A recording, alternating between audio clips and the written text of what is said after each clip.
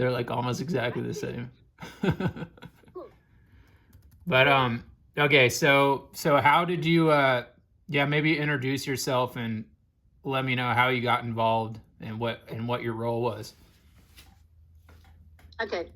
So my name's Madeline Habib. I'm from so-called Australia, and I was first involved in the Flotilla sailing to Gaza in 2016 with the women's boat to Gaza. And at that time, they were really putting out feelers looking for activists who were committed to liberating Gaza and to establishing a sea corridor, who happened to be female and who knew how to sail a boat. So it was quite a small pool that they were looking at, and I fit the bill. So I got involved first in looking for the boats, preparation, and then ultimately as the captain of the women's boat to Gaza. And we sailed with 13 women all the way from Barcelona to 30 nautical miles from Gaza, with stops along the way, raising awareness and changing crew along the way so that as many people as possible got to be part of that particular mission. And with the Freedom Flotilla, or the Global Samud Flotilla, I was actually working in the Mediterranean on a rescue ship on the Louise Michel when the Global Samud Flotilla became activated. And I wasn't sure that I would be able to participate because of other commitments, but I thought I can do deliveries, I can help with ground logistics. And so that's what I did. I delivered a yacht from Sicily to Tunis, and Tunis was actually supposed to be the headquarters for the Global Samud Flotilla. The Global Samud Flotilla rose from the Global March to Gaza, and it was very much an Arab world-led initiative rather than the Freedom Flotilla, which historically had been much more Eurocentric or like American-based. This was really a movement led by the Arab world, and I think that's really significant. It was a Muslim-led, Arab-led movement, but very inclusive. It was the Global Samud Flotilla. So Tunis was a hotbed of activity and activism, and I was really glad to be able to be on the ground there for the pooling of all the resources and for the kind of consolidation of the fleet. So we had quite a lot of boats there in various states of readiness. And you can imagine there's a fair chance that it's going to be a one-way trip for a boat. It's a huge financial expenditure. So many of the boats that sailed as part of the Global Samud Flotilla were not in good shape, and they really did require a lot of work, and it was a lot of triage to decide what the most important things were and what the really keep focus very tightly on the mission is to raise awareness and to establish a sea corridor. So cosmetics and comfort were absolutely sacrificed, and communication and engine capability and battery power was really highlighted. So they were definitely much more important than trying to increase even the water carrying capacity of the boat. It was like, no, just use less water, have jerry cans on deck. It was very much about just making sure that the boats could get there, minimum expenditure, and maximum capacity also for carrying aid. And it was really impressive to see people who had, many of them who had very little sailing experience, adapt to really quite harsh conditions on board these boats with an absolute lack of comfort, and people who were really outside their previous experience and outside their comfort zone, putting it on the line because they believed that the mission was so important. And initially, when the flotilla was activating, they had a lot of delays. The start date was delayed. In Barcelona, there were delays. Everywhere there were technical issues. And surprisingly, that actually strengthened the movement. It really allowed more time for people to rally together. People really got behind the cause. People became kind of vested in the problems that the flotilla was having. And it was like a global will to overcome these issues. So rather than people writing it off and saying, oh, look, they don't have it together, they're not good enough, they're not well prepared, the Israelis are already bombing them and striking them with drones, people really rallied behind them and said, look, we believe in these. It was like exposing individuals, exposing their fragility and their vulnerabilities and their willingness to keep going. And I think it really consolidated the movement. That's really cool. And every time there was a setback, there was more global support. Every time they looked kind of more vulnerable, people around the world were like, if you don't protect this flotilla, if you don't allow this flotilla in, we're going to shut down the world. We're going to shut down Italy. We're going to shut things down. Like, they really, I think that people who were not physically involved in the flotilla really felt a sense of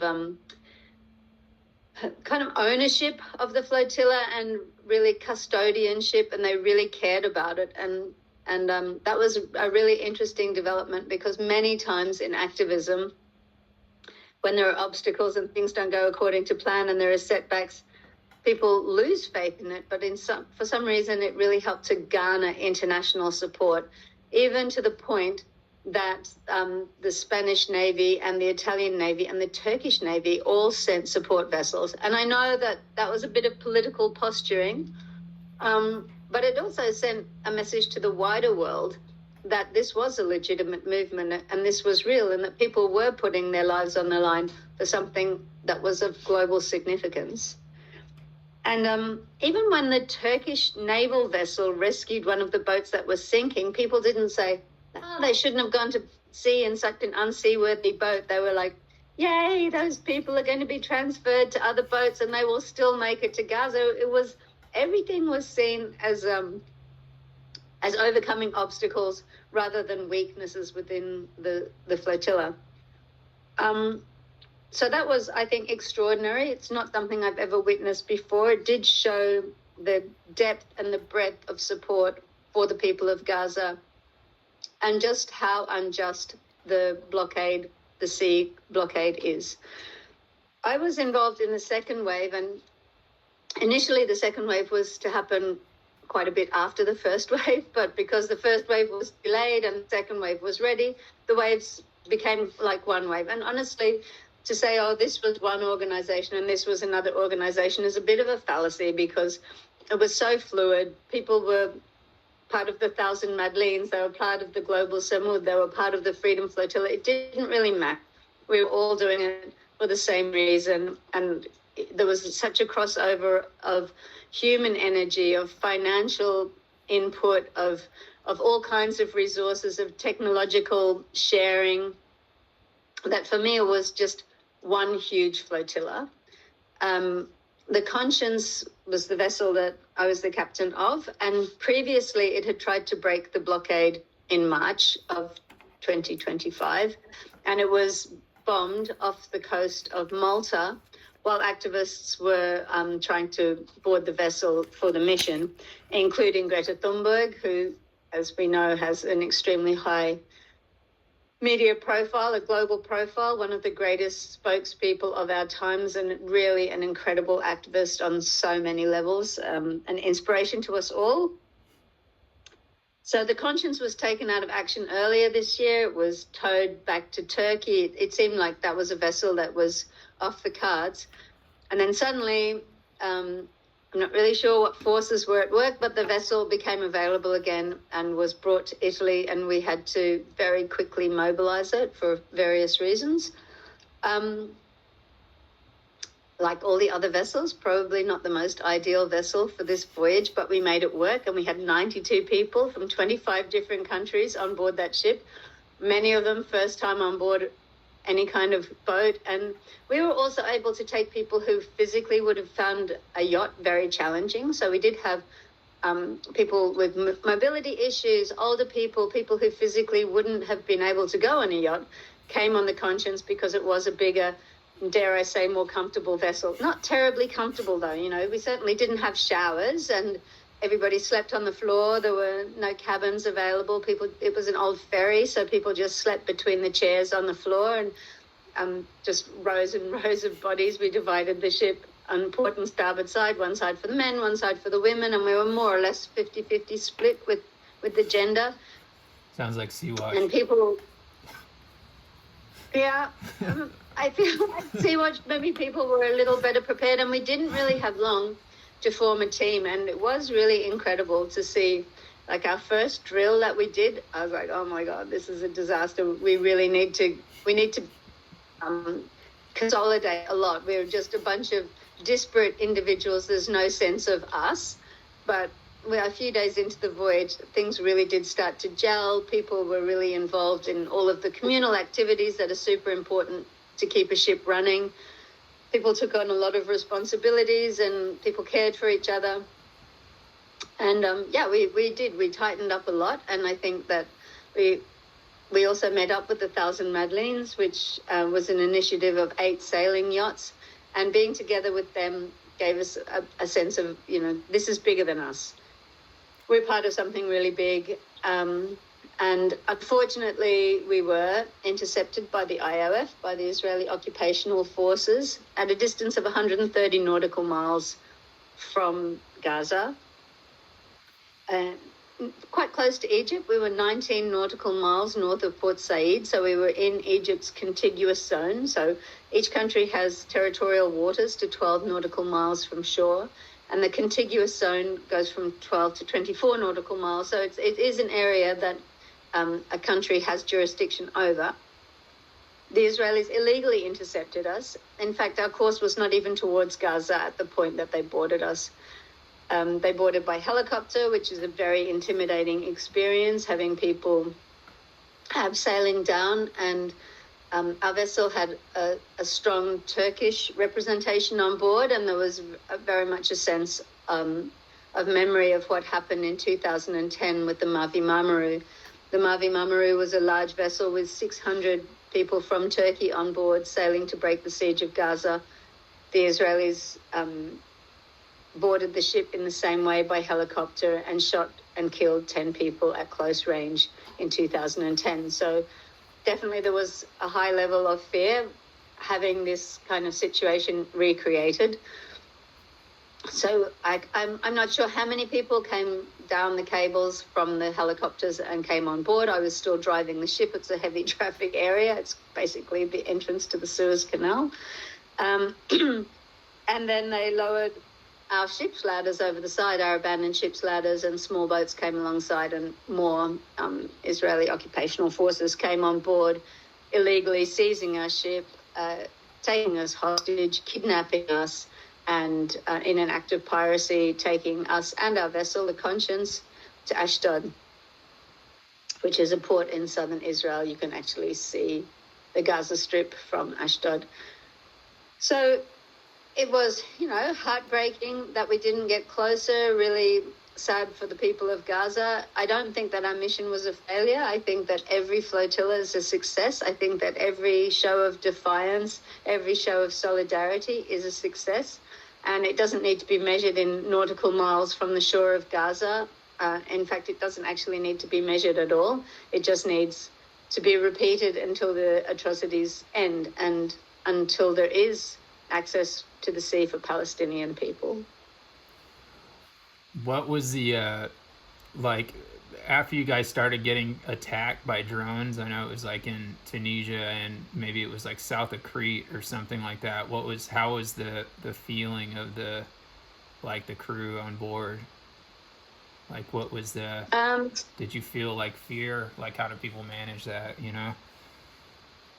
So Conscience was a bit different because although it had been attacked by drones, that was a really violent attack that caused a big explosion and made a hole on the deck of the ship. The other ones were more like flashbangs and the kind of attacks that create fear and small spot fires without actually sinking the vessel. It's psychologically, it is wearing. We had drone watches all the time. We knew that it could happen at any time, and the risk of fire on these vessels is really high. It makes people anxious, and there are so many drones in the sky in the Mediterranean, not just Israeli drones. We had Turkish drones, Frontex drones, and it's difficult to work out which drone is which. You look on the tracking apps, but there's just so much movement in the sky. And obviously a drone that's going to attack you is going to come pretty quickly out of nowhere and just drop something on you. So we did limit the number of people on deck. We had drone watches. There's not really much you can do. You can't really prevent it. You can only respond to it. And it is a different level of engagement. It's so impersonal, and it must be extremely easy to attack someone with a drone because personally you're not involved. It's just like a video game. It's not up close confrontation where you're looking someone in the eye. You just press a button from a distance and boom, there goes a boat, or there goes 10 people, or who knows what happens when you press that button. Yeah, I mean, it seems like that would be difficult to deal with. I mean, I know that here we definitely are dealing with a lot of violence and things that people are scared of, like that, dealing with ice, and I don't know. But it does seem like a really nice thing to see how big that action was and how it does feel like it was a success. And so yeah, and a lot of the media tends to focus on the interaction with the Israeli occupational forces. For me, that was such a tiny part of the mission. Like really, it wasn't, and it didn't even feel like the end of the mission for me. I mean, it's not the first time I've been arrested and put in jail fighting for the greater good of all. But for me, that wasn't the main point. The main point was this kind of solidarity that we built and the strength of the movement outside the boats, and how we became a kind of a touchstone for a much bigger movement. And honestly, most of the time on board, there was not a sense of fear or impending doom or that we were going to be intercepted. Most of the time, it was really hopeful. And there was so much talk about Gaza and what we were going to do there and the people of Gaza. It was super Gaza focused, and it was a little bit disappointing to come back to Australia, and for many people returning home, where all the focus is on the interface with the Israeli occupational forces. Personally, I don't really want to give that any kind of glory. We need to really focus on what it is we want to achieve and not about what's perceived as the end point. Because for me, that wasn't the end point. That was just another obstacle that needs to be overcome, another thing that can make us stronger and strengthen the movement. And for me, that wasn't the end. There's just another bit in the story.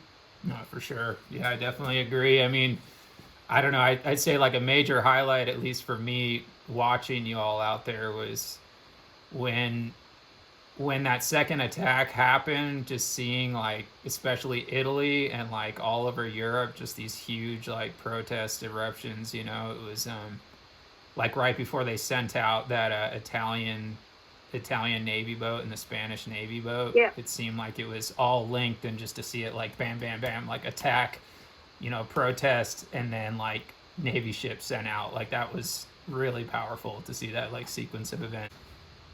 Yeah. And that a setback isn't necessarily, that setbacks are just part of the journey forward. Not every step leads you closer to the goal, but a setback doesn't mean that you're not still heading in the right direction. You haven't turned around, you're still facing in the same direction. You just got to take more steps. And a setback, it can really rally the troops behind you. So, yeah, don't turn around. Don't turn your back to where you want to go. Like, keep looking towards the goal. Keep focused on it. Accept setbacks along the way. They don't mean the end. Every fight for justice, for the greater good of all, has faced setbacks, and you just need to be ready for them, and also to be kind to yourself in those kind of situations, and take time if you need to pause or you need to strengthen your resources or whatever it is. But you don't need to give up. And being kind to yourself and taking the time and energy that you need to rally and consolidate is not giving up. Just keep facing in the same direction. That's what I think. It's a marathon. It's not a sprint, and you need to conserve your energy, and you can't do it alone. And also you don't need to be on the front line at any point. There are so many places to be in the fight for justice. Yeah, I definitely agree, for sure. I think that definitely goes a lot in alignment with what we're dealing with here with ICE too, And people got to conserve their energy and take care of each other and take breaks, So definitely. Well, thanks for talking. I think I'll turn the recording off in a second here, but I'll keep talking to you. Okay. All right. It's a huge level of commitment. And we know that the forces that we're up against, whether it's ICE or whether it's the Israeli occupational forces, they're the forces of evil. They're not necessarily individually evil people. And I really tried to keep that in perspective while I was in detention and while we were being intercepted, that these are all individual people who are the product of their times. And I kept thinking to myself, if I had been raised in Israel, if this was my cohort, would I be strong enough to stand up?